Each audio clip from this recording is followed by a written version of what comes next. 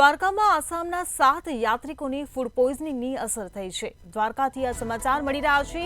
આસામના 7 યાત્રિકોને ફૂડ પોઈઝનિંગની અસર જોવા મળી છે। ફૂડ પોઈઝનિંગથી ઉદ્યામચંદ્ર દાસનું મોત નીપજ્યું છે।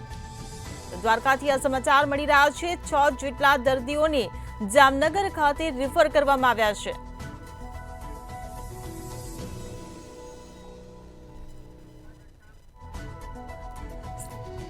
संवाददाता ओम कोभाणी अपनी साथी फोन लाइन पर जोड़ाई गया है। जी ओम, द्वारिका में आसामना 7 यात्रिकों ने फूड पॉइजनिंग ની અસર થઈ છે, શું છે વધુ વિગતો?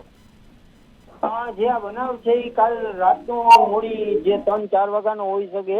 જે ભારત સેવા આશ્રમમાં આસામથી આવેલા જે યાત્રિકો રોકાયા હતા તે હોસ્પિટલે સારવાર લેવા ગયા હતા અને જ્યારે આપણે આ જે ન્યૂઝની ખબર પડી ત્યારે આપણે હોસ્પિટલે જ્યારે તપાસ કરતા હોસ્પિટલમાંથી એવી જાણકારી મળેલી હતી કે જે સારવાર લેવા માટે આવ્યા હતા જેને ફૂડ પોઈઝનિંગની અસર હતી।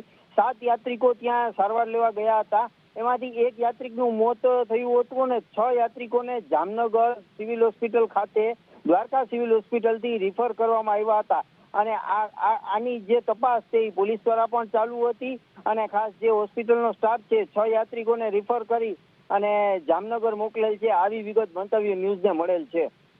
જી ઓમ, સમગ્ર માહિતી બદલ આભાર। તો દ્વારકાથી આ સમાચાર મળી રહ્યા છે। દ્વારકામાં આસામના 7 યાત્રિકોને ફૂડ પોઈઝનિંગ થયું છે। 6 જેટલા દર્દીઓને જામનગર ખાતે સારવાર માટે રિફર કરવામાં આવ્યા છે।